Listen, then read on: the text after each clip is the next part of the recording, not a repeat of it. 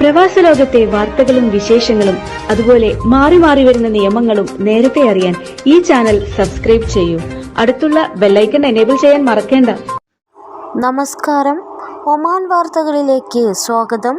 ഇന്ന് മാർച്ച് 16. പ്രധാന വാർത്തകൾ. ഒമാനിൽ പ്രവാസ ജീവിതം നയിക്കുന്ന കൊടുങ്ങല്ലൂർ താലൂക്ക് നിവാസികളുടെ ക്ഷേമത്തിനും ഉന്നമനത്തിനുമായി പ്രവർത്തിച്ചു വരുന്ന ഒമാൻ കൊടുങ്ങല്ലൂർ കൂട്ടായ്മ ഇഫ്താർ സംഗമം സംഘടിപ്പിച്ചു. സ്വദേശികളടക്കം 700ഓളം ആളുകൾ സ്നേഹസംഗമത്തിൽ പങ്കാളികളായി. പ്രസിഡന്റ് റിയാസ് അബ്ദുൽ മജീദ്, സെക്രട്ടറി ലബീഷ്, സുനിൽ കാട്ടകത്ത്, ബിജു അയ്യാരിൽ, കൃഷ്ണകുമാർ എന്നിവർ നേതൃത്വം നൽകി. മാൻവി ടു മസ്കത്ത് എന്ന പേരിൽ മസ്കത്ത് ഇന്ത്യൻ എംബസി സംഘടിപ്പിക്കുന്ന ലെക്ചർ സീരീസിന്റെ 6ാമത് സെഷൻ ഈ മാസം 28 വ്യാഴാഴ്ച വൈകിട്ട് 6 മണി മുതൽ എംബസി ഓഡിറ്റോറിയത്തിൽ നടക്കും.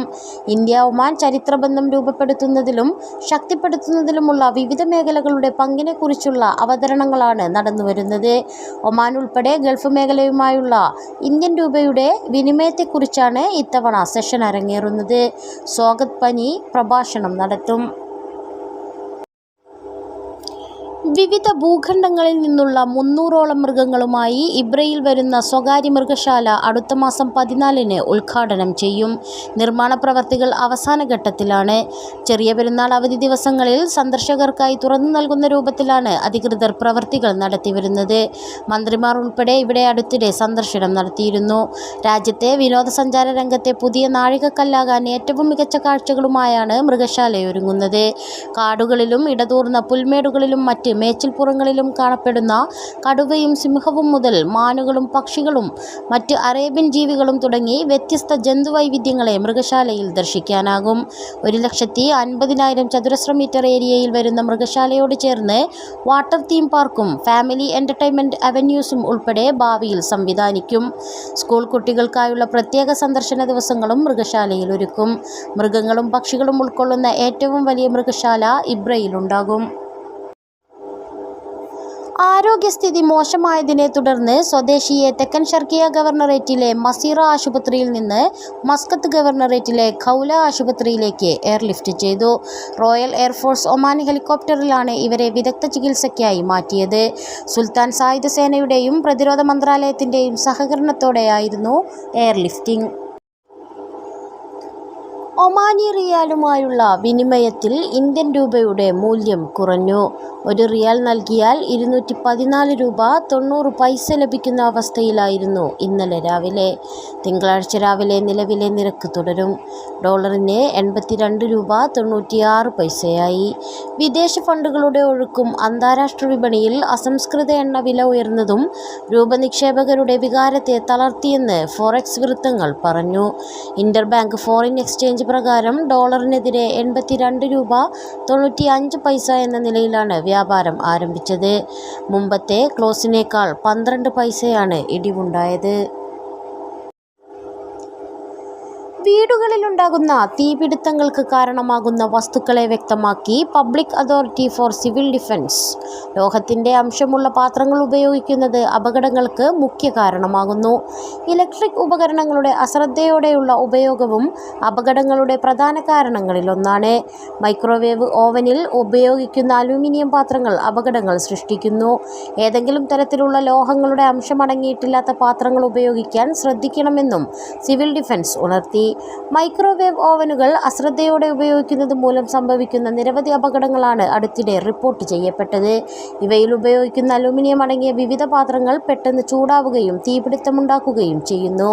അധികൃതർ നിർദ്ദേശിക്കുന്ന സുരക്ഷാ മുൻകരുതലുകൾ സ്വീകരിക്കാൻ കെട്ടിട ഉടമകൾ തയ്യാറാകുന്നില്ല എന്നത് അപകടങ്ങളിൽ പോലും തീ പെട്ടെന്ന് പടരാനും കാരണമാകുന്നു.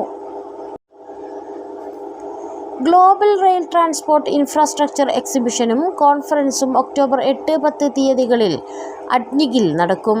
UAE ഊർജ ഇൻഫ്രാസ്ട്രക്ചർ മന്ത്രാലയമടക്കമുള്ള സഹകാരികളുടെ പങ്കാളിത്തത്തോടെ ഇത്തിഹാദ് റെയിലാണ് ഈവൻ്റ് ഒരുക്കുന്നത്. Transport infrastructure global connectivity in motion എന്ന പ്രമേയത്തിന് കീഴിൽ 15,000-ത്തിലധികം നേതാക്കൾ, ചിന്തകർ, പ്രതിനിധികൾ എന്നിവർ പങ്കെടുക്കും. 40-ലധികം രാജ്യങ്ങളിൽ നിന്നുള്ള കമ്പനികൾ പങ്കെടുക്കുന്ന പ്രദർശനങ്ങളും നടക്കും. ചരിത്രപ്രസിദ്ധമായ കിബില മാറ്റത്തിന് സാക്ഷിയായ ഒരു പള്ളി തനിമയോടെ ഇന്നും ഇബ്രയിലുണ്ട്. രാജ്യത്ത് മറ്റൊരിടത്തും കാണാത്ത ഇസ്ലാമിൻ്റെയും ഒമാൻ്റെയും ചരിത്ര സൂക്ഷിപ്പ് കേന്ദ്രമാണ് ഈ പള്ളി. ഇസ്ലാം മതവിശ്വാസികൾ ആദ്യകാലത്ത് കിബിലയായി പരിഗണിക്കുകയും നിസ്കാരത്തിൽ മുന്നിടുകയും ചെയ്തിരുന്ന ഫലസ്തീനിലെ മസ്ജിദുൽ അക്സ എന്ന ആദ്യ കിബിലയിലേക്കും മക്കയിലെ കഅബയിലേക്കും തിരിഞ്ഞ് നിസ്കരിച്ച പള്ളിയാണ് ഇബ്രയിലെ മസ്ജിദുൽ കിബിലത്തൈൻ. മസ്ജിദുൽ അക്സയിലേക്ക് തിരിഞ്ഞ് നിസ്കരിച്ചപ്പോഴുള്ള മിഹ്റാബ് ഇന്നും ഈ പള്ളിയിലുണ്ട്. പള്ളിയുടെ തെക്ക് പടിഞ്ഞാറ് മൂലയിലാണ് ഈ മിഹ്റാബ് ഉള്ളത്.